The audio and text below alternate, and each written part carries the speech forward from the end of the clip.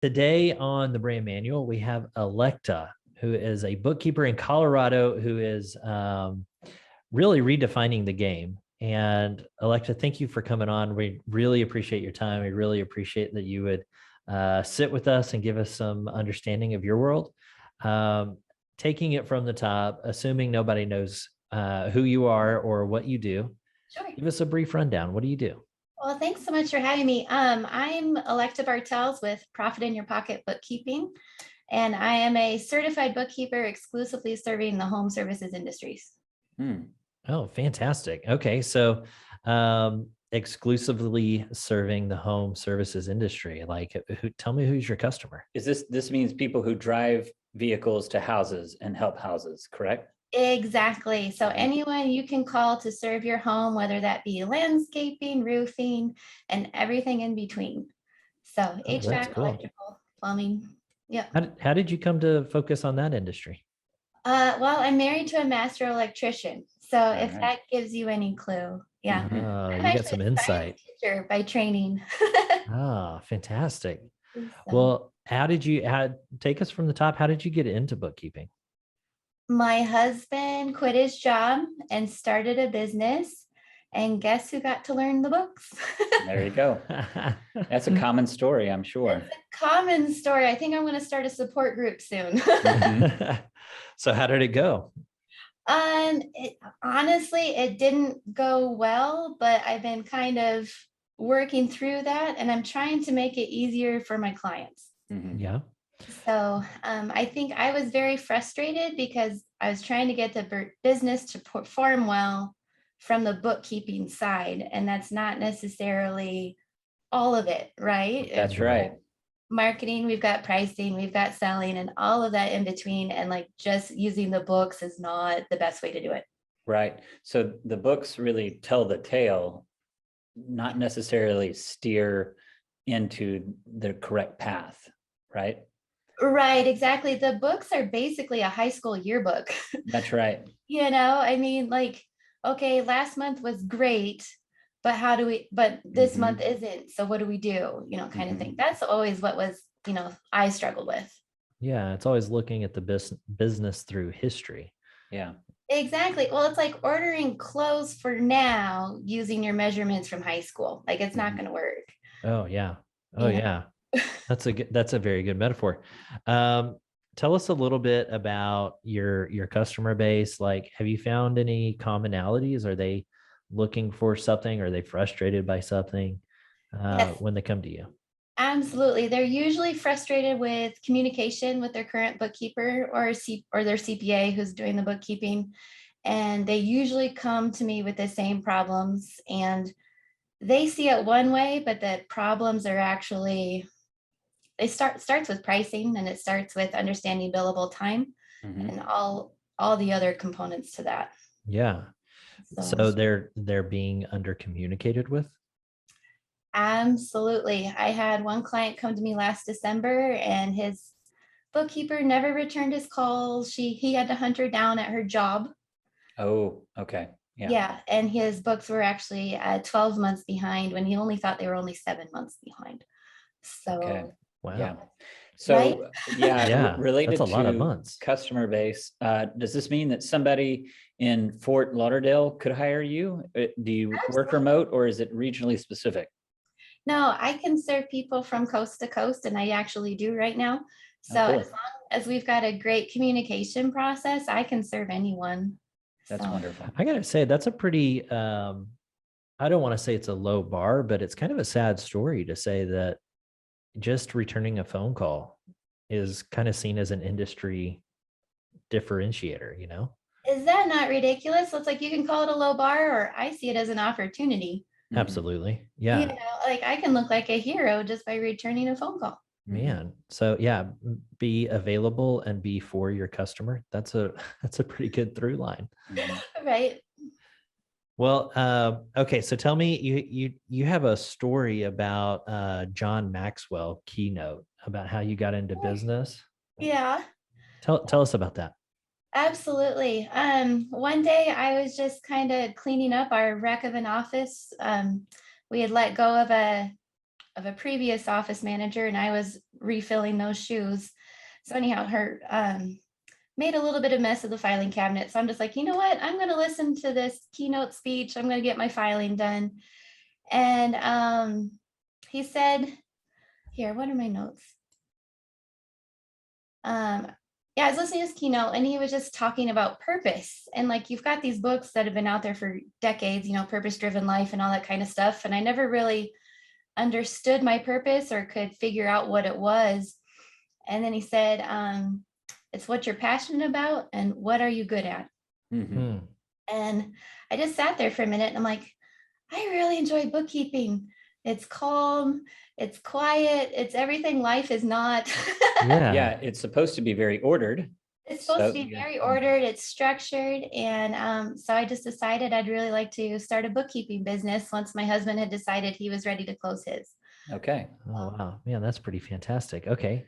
So, and you and I kind of share a passion or a love of Mike Michalowicz books. Yeah, Oh Yeah. man, I love the guy. I love what he's doing. I'm so excited for the next one. Yeah, right. Always waiting for the next one. I know. So tell us about your, people talk about mission statements and core values. He talks about them in a little different way, but can you Sure. share those? Absolutely. I loved Mike Michalowicz in the Pumpkin Plan, and he helped Mhm. me write my core values for my business. And so the first one is get her done. Like, seriously, dive in, get started. It doesn't get any easier.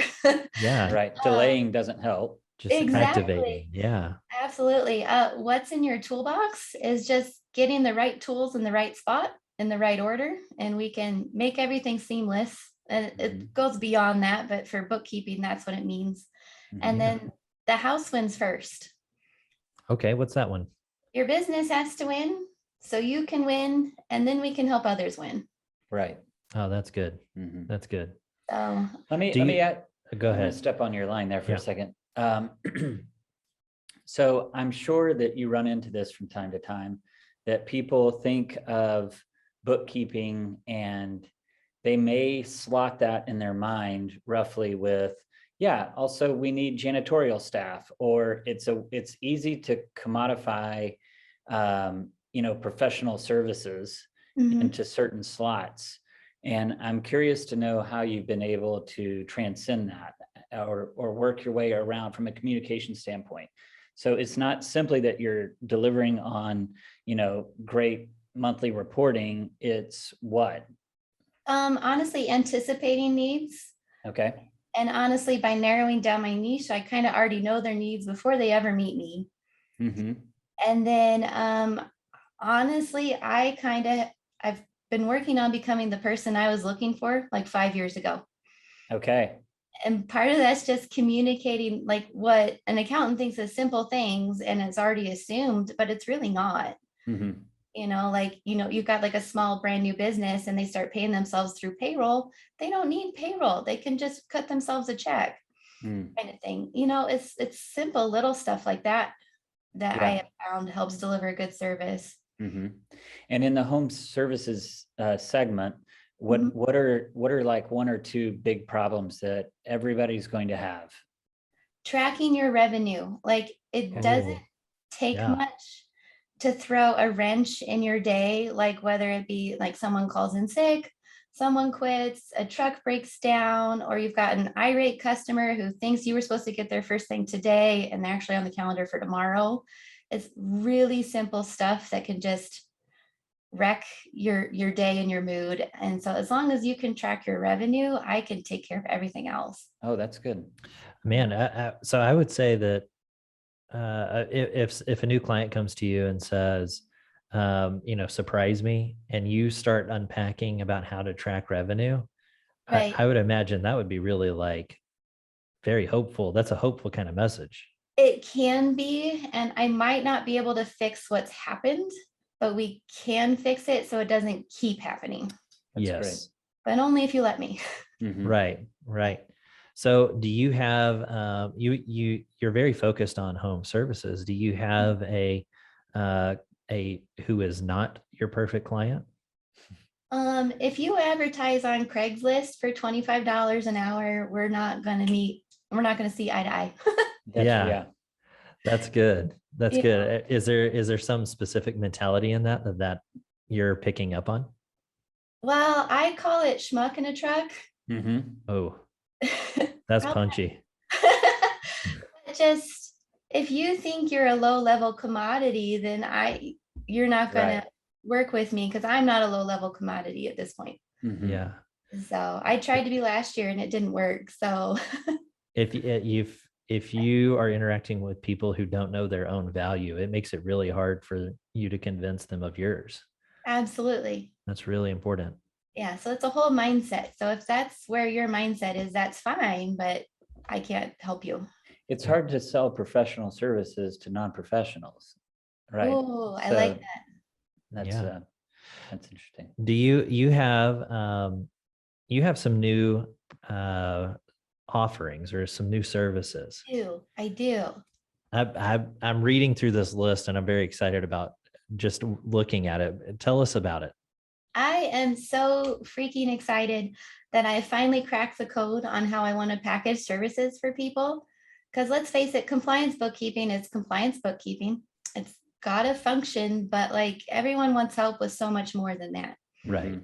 So what I've done is I've taken the Ziegler Wheel of Business out of the back of his book called Choose to Win. Mhm.